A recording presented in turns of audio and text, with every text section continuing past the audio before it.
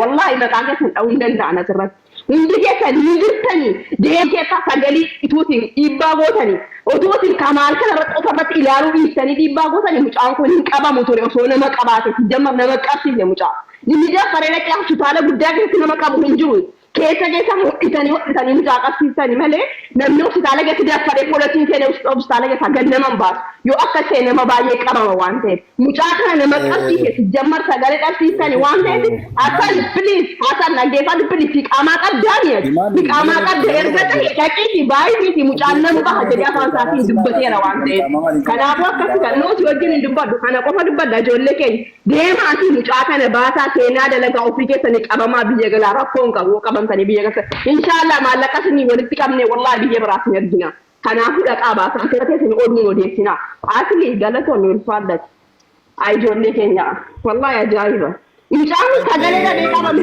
jammar soddaan majuula ta'uun oolani muqiimni jiru as jala kamal miliqeera Hasan I think Hasan ma Hasan ati qamaan bitateere Ustaz ada akka jedhamu miti beekta biyya kana akkuma nuti jiran tarii namni safara social media irratti ol ba'e nama argee fi namni kun hundumatu waraqaa qaba namni social media irratti ol ba'e waraqaa qaba jedhee akkasitti nama laala akkasii miti waraqaan qabu ammataan kan koo gaafanna keessa kana gaafadhu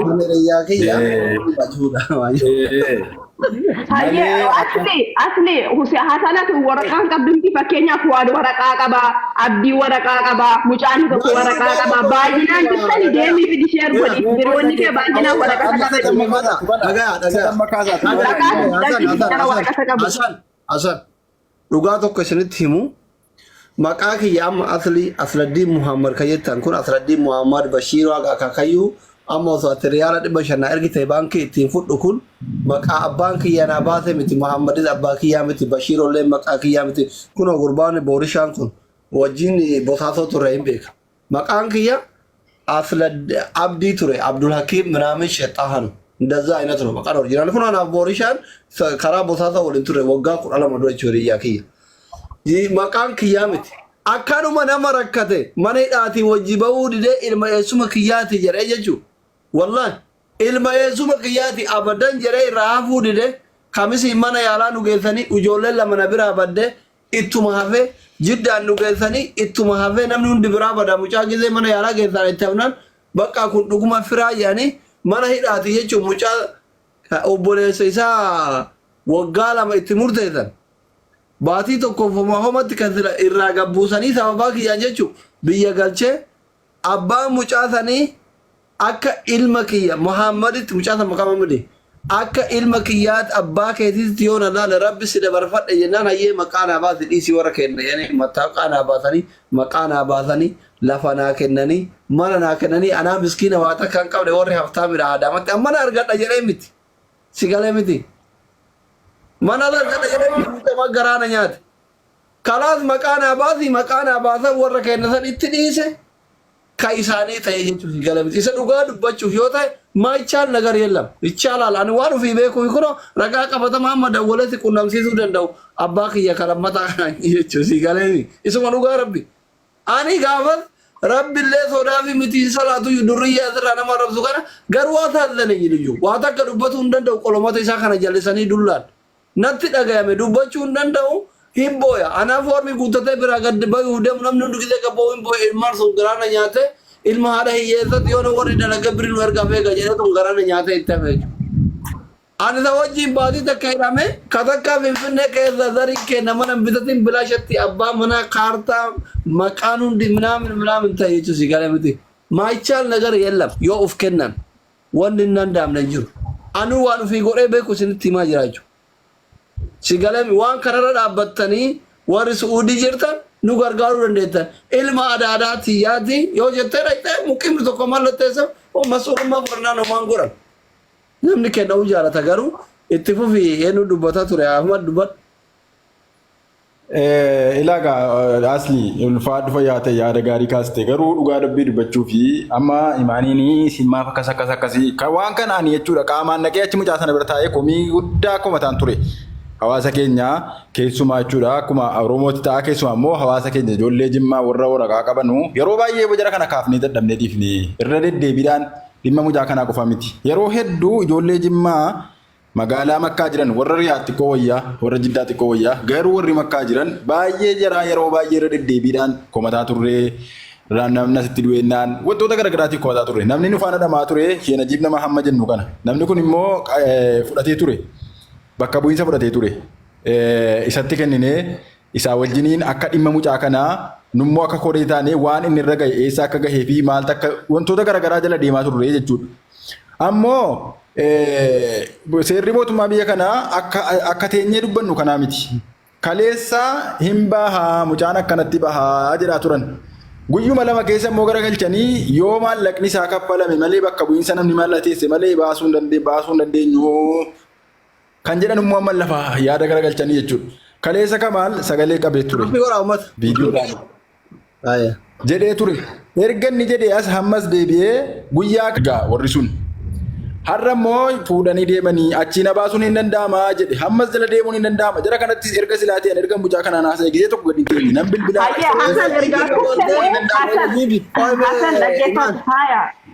Bilbila kaasuu dan jechuun bilbila narraa kaasuu danii jechuu jira amma ammaa kana haasa'iniin ka'e bilbilatu haaraa ta'e ta'een beeku narraa kaasuu didanii garuu bakki nama jiru Yamanii keessan jira yoon kanarra haasa'e rakkoo wayituu narra gaajee narra cufatee ka'e rakkoon jiru bilbilatu haaraa ta'e ta'een beeku narraa kaasuu didanii jedhe dubbachuu jira mubeen maneedhaa keessa hin danda'ama na baasuu ni jedhe asuma ammaa dubbatee ka'e akkuma nama seeneen.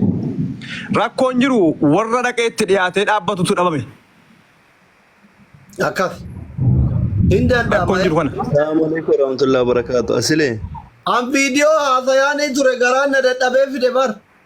Kuro Facebook jala la viidiyoo namni doonaa live irra dhufuun barbaadne karaa keessatti hin fixuuf tattaaffii goraa ture bar. Garaan na dadhabe akkana gisee inni ruuza goggoyuu takka jala kaayee nyaatu mee rabbi yoo viidiyoo dawwaltaniif jiraatan laala dhaqaatiri deema.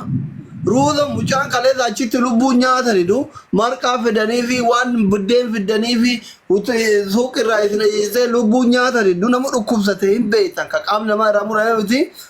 Ruuza goggoyduu takka irraa gaddee fuudhee ka bishaan bira jirre nyaataa tura wallaahi viidiyoo dawwaleef jechuudha. Achiin garaan na dhabe bada akkuma carraa namnuma tokkollee yoo argineef waan jedhuuf laabii dhufe malee alfallakkuti waa'ee isaa miidiyaa irratti dubbachuun barbaadan yeroo meeqa iyyame dadhabame alaa kullee haal. Namoonni Sheek Najiib bitti dhiyaatan dhimma kanallee waan harkaa qabuuf itti dawwaluullee sirrii kaasuu baatan dhaqaatiniin miilatti. Asile an dubbiseen kee Sheek Najiibin dubbiseen kee asile yaani. Isuma hammaa wallahi isaan irraa cufadhe namoonni immoo isaanii qabdan dubbisuu dandeessan ammallee isaan fa'aa dubbisuu hin danda'an. Isaan narra jalaa kaasanii turanii mubeedhaan illee hedduu walitti dhiyeenya qaba itti haasa'an ture satammaa softullee anillee asiin nan haasaara lookiin isaallee baharaa ammaallee bakka inni jiru sirrii beekasii galee an garuu waraqaan qabu. Sheek Najiib haga gaafa haga sabbata guddaatti annaquu hin danda'u jedhan garuu duraan itti meera hamma immoo bilbila isaa inni ammaa kun sawaadha kan mubeen qabataaru bilbili isaa kan zeeniin kaan harkaa fudhameera shiriyaan zeeniin harkaa fudhamee jira sii galee isii ammaa kana dhossee qabataara isaan hin beekanu ta'uu dhiisuu danda'a dawwalee immoo yeroon gaafadhu safaaraa biiroon namni silaa masuula ta'e eessa baasuu danda'u inni itti haasa'uu danda'u biiroodhaa bahee ka'ee jedhan. Hagammoo inni biirootti deebi'u gaafa guddaa ta'edhan sanbata guddaa malee dhaquu hin danda'u jedhan dhaqullee waa gochuuf hin danda'u jedhan garuu haga sanatti hin farraminii jedhee itti meeredhan garuu jarri mootummaa immoo dirqama farramsiisuu hin danda'an dandeettii qaban otoo jarriin argine hamma farramsiisuu hin danda'anii jedhe mubeen na farramsiisuu jarri dirqama narra godhani an akkanatti dhiisuu danda'u hin jiru naan jedhe la isuma hammaa isarra naasee kee. Bakki inni jiru immoo baharaadha. Baharaa bakki inni jedhu jiddaadha. Warri makkaan gidduu jira jettannullee baharaan kun jiddaadhuma. Bootaa safaaraati baharaan kun asili. Bakka namni irraa saaffaru jechuudha. Baharaan kun bakkuma safaaraati bakka namni saaffaru jechuudha. Jiddaadha bakkisaa. Jiddaan jala jirti jechuudha mantiqaa jiddaati. Jidduma jidduma safaaraan bootuma namni safaaraan baraara kana wanni asirraa galchuu edhan shumeezii kanallee hin geessine bakki suni bootaa algaa maarree mustashfaan bakka of danda'e qaba mucaan arabiyaatti hin deemee hammaamataa ullee hin qabu wallaahi akka carraa ta'e qabaan duraan itti mamaa ture yeroo itti mamu sanan qophaa'aa ture ammoo tuun hin beekin isaan hirriibarra jiru wallaahi billaahi hanganama sa'aatiin ni qabamurraa dawwalee isaan dubbataa ture. Hedduu walitti dhiyeenya qabna waan ta'eef yeroo jalqabaatiif wallaahi namoonni hiqaamaa qabanullee osoo hin nanne wallaahi anaan nama hiqaamaa hin qabne kanatu dhaqee laayivii baanaan namoonni hiqaamaa qaban itti dhiyaachuu qaban isa rabbina argu innillee wajjala jiraate na teezzaba namoonni immoo na argan akkaasan kun fa'a na teezzabuu danda'an. Aneen hiqaamaa hin qabne wallaahi halkan sa'a 7 dhaqee viidiyoo yeroo 2 fi 3 deddeebi'ee maxxansinaan achii booda namoonni hiqaamaa qaban irra deddeebi'uu qaban. Mucaa kana yeroo hunda hiriyaa kiyya duratti illee waan hin beekuuf takka of kennee irraa hafee hin beeku waan. Amma furmaanni maali jettanii akka hiriyaa isaa tokkotti carraan jiru maal inni eegamu? Furmaanni jiru ishee Najibiin hammaa bira jira ishee Najibi isaanuma qabudha isaanuma dandeettee qaban namoonni biraa hiqaamaa qabu guutuun illee yoo jiraate waa gochuu hin danda'u namni biiroo sanaan walitti dhufeenya qabu namni bootaa isaa beeku bootaa safaaraa kanaa beeku nama baasuuf nama dhiisu namni beeku ishee Najibiin tokkitta bas namni biraa hin danda'u Kingi Kamaal kana galchi inni illee dubbatu ishee. Imbe kanallee. Asli asirratti maaltu jira Kingillee dhufee jira yoo sagaleen kee jiraate amma dhugaa jedhe beektaa maaster wanti silaa taa'amu akkas ture. Haadhatanii dhuftanii isin ofii keessanii. Achuma haadhatanii dhuftanii ofii keessanii qaamaan. Mantuuba safaaraatti barana fuudhuu danda'an jiru dhageenyaan naan deebi'aa gaafa guddaa dabaabni madirii deemeedha kamisaa hin jiru madirii guddaa deebi'aa jiran. Gaafa guddaa dhaquu dhaqxanii baasuu dandeessanii jechuudha walumaa galatti. Gaafa guddaa noorii wajjin dhaqnee baasaa irraa hadaraan ariifatinaa jedhii namatti namaanillee keessa galtanii miira keessa galtanii safaaraatti bu'inaa safaaraa wajjin dhaabata. Wallaahi wajjin dhaabata safaaraan amma nargutti.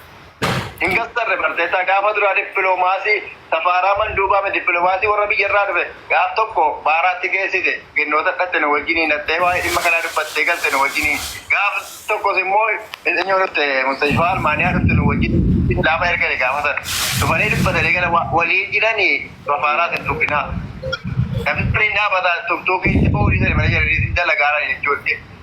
Egalee gaafa Mustashfaa dhuftu maal jetteen yaa Mubaarak jettee sodaatee jettee yoo wayidhaati keessan nuti si baasaan urka jirta wanti sodaattu hin jirtu jettee marteetta. Ishee. Ammas taanaa jareef taanetti beellamni guddaatti qabame guddaa dhagaarraa noorii wajjiniin baasuudha hin ariifatinaa jedheetti uummataa. Achi immoo geessuu isa birriin irratti gammataadha achi taa'uun maal fayyada. Inni walitti jara gadi baasaa jirtu amma baafachuu dandeenya sirna jedhu waraqaa qaata kennite barramtee fudhaa jettee masoolummaa kootiin masoolummaa nuuriin bakkee bayyaa taa'u jettee. Hamma achi baasuu dandeessanii jechuudha gaafa guddaa dhaqxanii mana yaalaatii amma mana yaalaatii duraan baasuu dadhabdan hamma immoo mana shurtaatii. Inni dadhabe barteetta Hasan. Ishee. Shurtaa dhufeenuu wajjiniin makiinaa gaafatee makiinaa isaatiin dhufeenuu wajjin dhufnee naa shurtaadhaan walolanee naan gale leekita bira oonee dhaabata isaanii gaddeetu. Nuuri gaafata Mubaarakiin biratti shurtaadhaan walloltee jedhamu ifaa birrii keenya yookiin safaaraan nuuf har'amu yookiin isin qabu hin dhiibbaan. Amma immoo baasuu dandeessi dhuftee fuutee birrii koo hin jedhu sodaatti kennite Mubaarakiin achirraa baafachuu hin dandeenya. Hayyee tole ulfaadhaa fayyaataa galatoomaa nama 2500 isin dhaggeeffataadha. Tuki keessa kana saa ta'u eegu keessatti uummataan dheedaa akkana jedhee dubbii kana. Egaa namni jechuun amma dhugaa rabbii dubbachuuf yeroo isin akkanatti yeroo callifamee jedhu dhugaa keessaan isinii bilbilaanis kaasuu hin dandeenye silayyee amma immoo erga isarraa kaaftanii safaan haasoftaniittu isin ofii keessanii mataa keessan. Mubaarakiin. Mubaarakiin haasa'ee ni deemu haasa'ee kaa. Haala ni deemu duraan ittiin haasoftanii turtan. Farramee jedhee itti mee waan hunda itti meelaatti waliif. Giddii farramsiisan jedhee. Giddiidhaan na farramsiisan jedhaadha. Barama immoo yeroo nuti ittiin haasa'ennaan dirqamaan na farramsiisanidha. Farrameedhaa maa? Bakka tokkotti malee na mallateesseedha bakka tokkotti malee. Ndaa osoo baasee achi dhaqee farramee baasuma. Firmaan kan shurtaati malee kan birriitii miti. Ayyeegaa asli waan gaafattu qabdaa? Tuh aja baik, shorta nak kefarra mebah ya, sepakas kulit.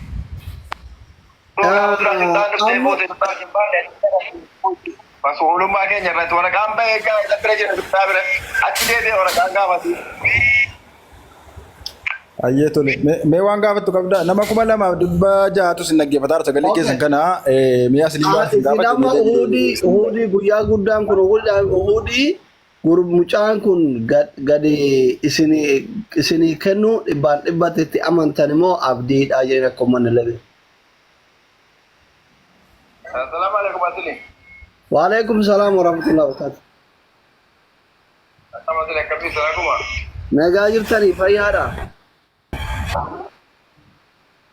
Lan gurbaan gaafa duraa barteettaa jirtaan nu wajjin naqee baasuudha waraqaa baafnee fidnee jirra barteettaa.